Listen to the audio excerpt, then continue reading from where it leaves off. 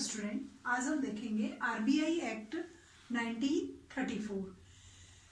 इससे पहले मैंने आपको बैंकिंग रेगुलेशन एक्ट को एक्सप्लेन किया था। अब उसके बाद हम ले रहे हैं आरबीआई एक्ट। ये भी मोस्ट पावरफुल एक्ट था और आरबीआई को एस्टेब्लिश करने से पहले हमारे यहाँ जो सेंट्रल कमेटी थी, उस कमेटी ने जब ब्रिटिश गवर्नमेंट थी तो एक एक्ट अप्रूवल करवाया और उस एक्ट को अप्रूव करवाने के बाद आरबीआई को एस्टेब्लिश किया गया। तो आरबीआई एक्ट जो था वो सबसे पावरफुल, सबसे स्ट्रॉन्ग और इंडिया का सबसे पहला स्ट्रॉन्ग एक्ट था जो हमारी ब्रिटिश गवर्नमेंट ने प्रिपेयर किया एक सेंट्रल बैंक को एस्टेब्लिश करने से पहले। तो रियल में इसके मेन प्रोविजन क्या क्या थे, इस एक्ट के प्रमुख प्रावधान क्या क्या थे, उन प्रावधानों का वर्णन जो है वो यहाँ पर किया गया है कि रियल में इस एक्ट के मेन प्रोविजन कौन कौन से थे। तो यहाँ पर हम सबसे पहले लेंगे इसके प्रावधानों के बारे में कि रियल में इस एक्ट के कौन कौन से जो है वो मेन प्रावधान थे। तो इसमें सबसे पहले आता है इसकी टोटल कितनी सेक्शन थी, इस एक्ट की कुल कितनी धाराएं थी। तो कुल मिलाकर के ये जब एक्ट बना था तो 61 सेक्शन को इसमें इंक्लूड किया गया था। सबसे पहले जो कुल धाराएं थी वो 61 थी जो इसमें बनाई गई। टाइम टू टाइम बहुत बार इसमें अमेंडमेंट किया गया, बहुत बार चेंजेस किए गए, कुछ सेक्शन हटती है और कुछ जो है परिवर्तित हो जाती है, बट टोटल 61 थी जिसमें से कुछ को अब हटा दिया गया है। सेकंड, इसके मेन प्रोविजन में आता है कुल अध्याय कि इसमें एटलीस्ट कुल कितने लेसन्स है, कितने चैप्टर्स को ऐड किया गया है, कितने अध्याय हैं। तो 1934 के एक्ट में कुल मिलाकर के 7 सेक्शन 7 अध्याय जो है वो ऐड किए गए हैं। सबसे पहला जो अध्याय है वो प्रारंभिक है, एज ए इंट्रोडक्शन है, प्रीलिमिनरी स्टेज का बनाया गया है और आपको केवल मात्र थोड़ा सा परिचय देता है। दूसरा जो चैप्टर है वो उसकी स्थापना, पूंजी, प्रबंध और व्यवसाय, इन 4 बातों को एक्सप्लेन करता है कि आरबीआई कब स्टेब्लिश होगा, कैसे होगा, उसकी कैपिटल क्या होगी, उसका मैनेजमेंट किस स्टाइल का होगा और वो कौन कौन सा बिजनेस करेगा। तो ये सेकंड लेसन में, आरबीआई के सेकंड लेसन में इसको एक्सप्लेन किया गया है। उसके बाद थर्ड आता है आरबीआई का केंद्रीय बैंक के रूप में कार्य कि रियल में Reserve Bank of India as a central bank कौन कौन से फंक्शन को प्रोवाइड करेगा। तो चैप्टर 3 जो है वो टोटली यही एक्सप्लेन करता है कि आरबीआई सेंट्रल बैंक के रूप में क्या काम करेगा। उसके बाद आता है चैप्टर 4। तो जो चैप्टर 4 है वो साख सूचनाओं का एकत्रीकरण एवं आपूर्ति है कि रियल में रिजर्व बैंक ऑफ इंडिया द्वारा क्रेडिट से रिलेटेड इंफॉर्मेशन को किस स्टाइल से कलेक्ट किया जाएगा और कहाँ कहाँ से उनकी सप्लाई होगी। 4th लेसन टोटली उससे रिलेटेड है।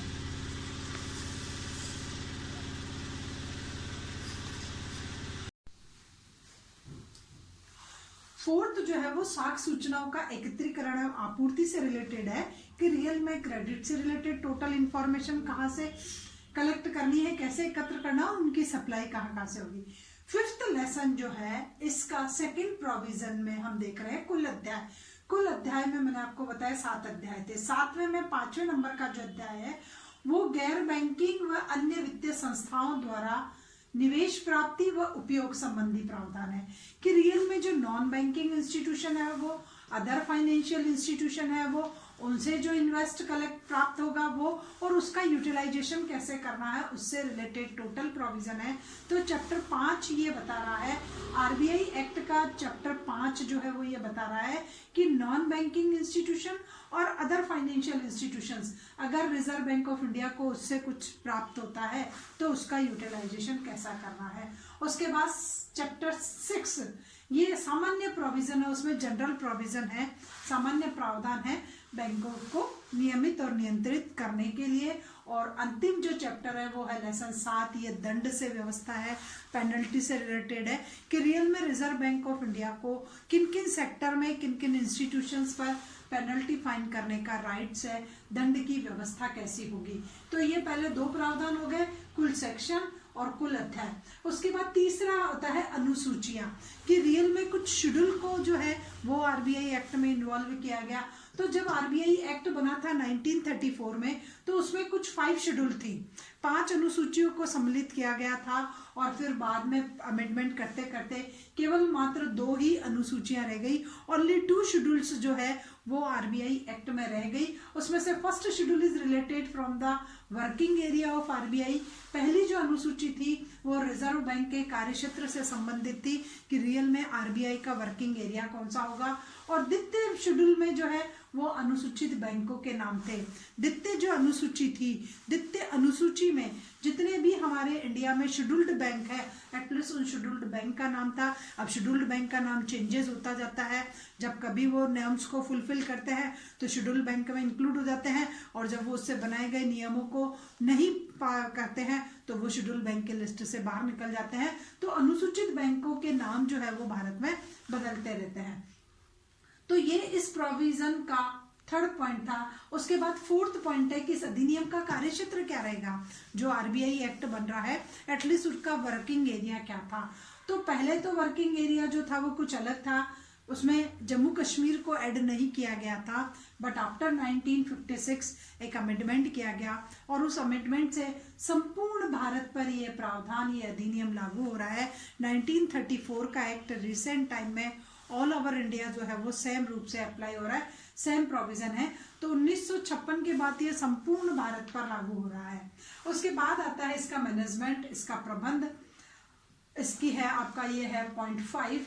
तो प्रबंध जो है वो धारा 8 के अनुसार है कि रियल में सेक्शन 8 है आरबीआई एक्ट की, जो सेक्शन 8 है, it is totally related from the management of central bank. RBI का मैनेजमेंट कैसा होगा उससे रिलेटेड है। इस मैनेजमेंट को मैंने कई बार अपने अलग अलग लेक्चर में एक्सप्लेन किया गया है, तो यहाँ शॉर्ट में एक बार और बता देती हूँ कि कुल मिलाकर के 20 डायरेक्टर्स होंगे, एक केंद्रीय निदेशक मंडल होगा, एक सेंट्रल डायरेक्टर बोर्ड होगा, उस सेंट्रल डायरेक्टर बोर्ड में 20 डायरेक्टर्स होंगे, 20 निदेशकों की जो है वो सम्मिलित किया जाएगा, और इनके द्वारा ही पूरा रिजर्व बैंक ऑफ जो है हमारा आरबीआई उसका प्रबंध किया जाएगा। तो प्रबंध में 20 निदेशक होंगे, केंद्रीय निदेशक मंडल द्वारा पूरे रिजर्व बैंक ऑफ इंडिया का प्रबंध किया जाएगा। इसमें से एक गवर्नर होता है जो सबसे हाईएस्ट पोस्ट होती है, ये पूर्णकालिक होता है। एक गवर्नर जो पूर्णकालिक होगा, 4 डिप्टी गवर्नर भी पूर्णकालिक ही होते हैं, और 15 अलग संचालक होते हैं। तो कुल मिलाकर के 20 हो गए। इन 15 में से 11 तो भारत सरकार द्वारा अपॉइंट किए जाते हैं, और 4 जो हमारे स्थानीय मंडल है नॉर्थ ईस्ट साउथ वेस्ट के, उनमें से एक एक इसमें आ जाता है। तो 11 और 4 मिलकर के 15 हो गए, और सभी संचालक अंशकालीन होते हैं, इनको कभी भी हटाया जा सकता है, कभी भी पुनर्नियुक्ति की जा सकती है, ये होते हैं। तो कुल मिलाकर के 20 संचालक हो गए। अब हमारे 4 स्थानीय मंडल है north east west south, 4 zone में अलग अलग बनाए गए हैं। पर्टिकुलर हर जोन का एक पर्टिकुलर एरिया डिक्लेयर कर दिया गया कि ईस्ट में किस किस कौन से स्टेट आएंगे, नॉर्थ में कैसे, वेस्ट में कौन से, और साउथ में कौन कौन से स्टेट जो है इन जोन में, इन मंडल में आएंगे, उनको भी डिसाइड कर दिया गया। और पूरे भारत में 4 स्थानीय मंडल बना दिए गए जो चारों डायरेक्शन में थे। उसमें 5-5 डायरेक्टर्स को अपॉइंट किया गया हर स्थानीय मंडल में। ईस्ट में भी 5, वेस्ट में भी 5, नॉर्थ और साउथ सब में 5-5 डायरेक्टर्स अलग अपॉइंट किए गए। इन सभी का अपॉइंटमेंट सेंट्रल गवर्नमेंट द्वारा किया जाता है, भारत सरकार, केंद्र सरकार द्वारा इनका अपॉइंटमेंट किया जाता है। अब इन 5 निदेशक में से एक ही व्यक्ति अध्यक्ष बन जाता है। किसी भी एक निदेशक को एज ए अध्यक्ष का अपॉइंटमेंट कर दिया जाता है, वो इस स्थानीय मंडल का अध्यक्ष कहलाता है। तो ये पूरा जो है point 5 it is totally related from the management of RBI कि रिजर्व बैंक ऑफ इंडिया का प्रबंध कैसे किया जाएगा। अब आता है 6 नंबर पर आता है आरबीआई के कार्य।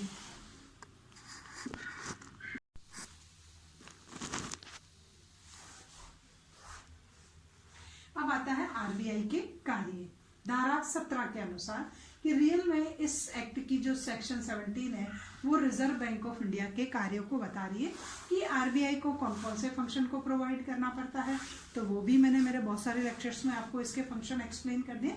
सबसे पहले बिना ब्याज के जमाएं कि रिजर्व बैंक ऑफ इंडिया जो है वो विदाउट इंटरेस्ट दिए जो है वो जमाएं प्राप्त करता है। ये जमाएं central government, state government, banks और अदर इंस्टीट्यूशंस उससे प्राप्त की जाती है। तो रिजर्व बैंक ऑफ इंडिया को जमाएं प्राप्त करने का अधिकार है, पर उन जमाओं पर किसी प्रकार का कोई भी ब्याज नहीं दिया जाएगा। उसके बाद दूसरा है कि 90 दिन की अवधि के बिलों का क्रय विक्रय करना, कि ये उन बिलों का क्रय विक्रय कर सकता है एटलीस्ट जिनका जो मैच्योरिटी पीरियड है वो 19 डेज हो। तो 90 दिन के बिलों का क्रय विक्रय भी रिजर्व बैंक ऑफ इंडिया द्वारा किया जा सकता है। उसके बाद तीसरा है कि लघु उद्योगों के बिलों की कटौती करना, कि ये स्मॉल स्केल इंडस्ट्री के बिलों की डिस्काउंटिंग कर सकता है और जिनकी मैच्योरिटी डेट 12 मंथ की होती है, ऐसे लघु स्मॉल जो स्केल इंडस्ट्री है उसके बिलों की डिस्काउंटिंग का काम भी आरबीआई का है और उसका मैक्सिमम मैच्योरिटी पीरियड 12 मंथ्स हो सकता है। उसके बाद इसी में आता है आरबीआई के फंक्शन में 4th नंबर का फंक्शन है विदेशी मुद्रा व विदेशी विनिमय बिलों का लेन देन करना, कि ये फॉरेन एक्सचेंज और फॉरेन बिल्स उन दोनों का भी लेन देन कर सकता है, उनके साथ भी ट्रांजेक्शन कर सकता है। फॉरेन करेंसी को सेल और परचेज करने की रेस्पॉन्सिबिलिटी भी आरबीआई की है। तो ये फंक्शन भी रिजर्व बैंक ऑफ इंडिया को करना पड़ता है। इनसाइड द कंट्री इंपोर्ट का पेमेंट करना और एक्सपोर्ट के पेमेंट अगर जो होता है उसको वापस इंडियन करेंसी में कन्वर्ट करके देना। उसके बाद है बैंकों को ऋण देना, कि जितने भी कंट्री में नेशनलाइज्ड और नॉन नेशनलाइज्ड बैंक्स जो है उनको ये लोन प्रोवाइड करने का काम करता है। 180 डेज वाले लोन जो है, मैक्सिमम जो लोन की डेट होगी वो 180 डेज होगी।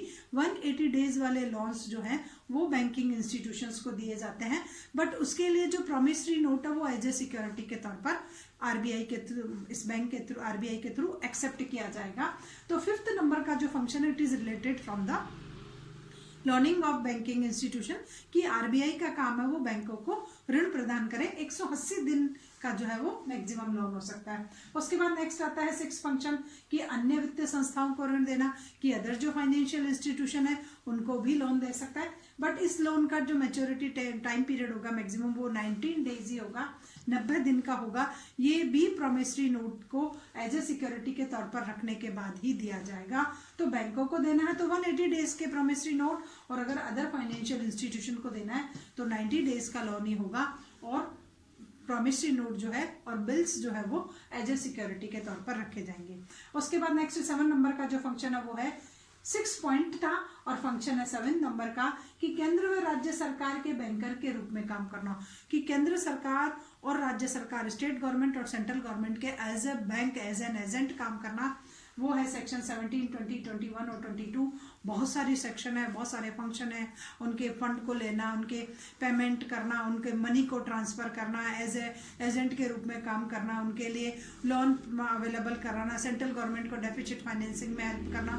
तो बहुत सारे फंक्शन है जो मैंने आप लोगों को आरबीआई के फंक्शन एक्सप्लेन किए थे, वहाँ इनको मैंने बहुत अच्छे से एक्सप्लेन किए गए हैं। तो आप वही पॉइंट वापस यहाँ पुटअप कर सकते हो आरबीआई एक्ट के मेन प्रोविजन में, कि ये सेंट्रल गवर्नमेंट और स्टेट गवर्नमेंट के एज एन एजेंट काम करेगा। जैसे किसी पर्टिकुलर पर्सन के लिए एक नेशनलाइज्ड बैंक काम करता है, उसी प्रकार सेंट्रल गवर्नमेंट और स्टेट गवर्नमेंट के लिए रिजर्व बैंक ऑफ इंडिया काम करेगा। उनको टोटल सारी फैसिलिटी प्रोवाइड करेगा जो एक बैंक अपने कस्टमर को प्रोवाइड करता है। उसके बाद 8th नंबर का है कि विदेशी प्रतिभूतियों का क्रय विक्रय करना, कि जो भी फॉरेन सिक्योरिटीज होती है उनको सेल और परचेज करने का काम भी रिजर्व बैंक ऑफ इंडिया द्वारा किया जाएगा। इनसाइड द कंट्री अगर इसको फॉरेन सिक्योरिटी परचेज करनी है तो उसकी परमिशन देगा, और अगर किसी को फॉरेन सिक्योरिटी को सेल करना तो होगी, और उनका ये जो है 10 वर्ष की परिपक्वता वाली जो फॉरेन सिक्योरिटीज होती है उन्हीं के साथ ये ट्रांजेक्शन कर सकता है। मैक्सिमम मैच्योरिटी पीरियड उसका 10 ईयर्स का होना चाहिए। उसके बाद नेक्स्ट फंक्शन आता है समाशोधन गृह का कार्य करना, कि as a clearing houses Reserve Bank of India काम करता है। बैंकों के बहुत से ट्रांजेक्शन्स होते हैं, तो एक बैंक का दूसरे बैंक के साथ ट्रांजेक्शन को सेटलमेंट करना, तो ये रिजर्व बैंक ऑफ इंडिया एक क्लियरिंग हाउसेज की हैसियत से ये सर्विसेज प्रोवाइड करता है, और बहुत सारे ट्रांजेक्शन्स को इजी गोइंग इसके थ्रू जो है वो क्लियरिफाई कर दिया जाता है। उसके बाद है बैंकिंग प्रशिक्षण तथा अनुसंधान करना। रिजर्व बैंक ऑफ इंडिया का एक मेन पावरफुल फंक्शन ये भी है कि ये जितने भी बैंक के ऑफिसर्स हैं एटलीस्ट उनको ट्रेनिंग प्रोवाइड करने का काम करेगा, और ताकि वो ऑफिसर्स अच्छे से ट्रेंड होकर के इंडियन इकोनॉमी में बैंकिंग के डेवलपमेंट के लिए काम कर सके। बैंकिंग सेक्टर में अगर किसी प्रकार की कोई रिसर्च करानी है तो वो भी रिजर्व बैंक ऑफ इंडिया के द्वारा कराई जाएगी, और रिसर्च और जो है ट्रेनिंग प्रोग्राम उनमें इस आरबीआई का रोल जो है वो पावरफुल होगा।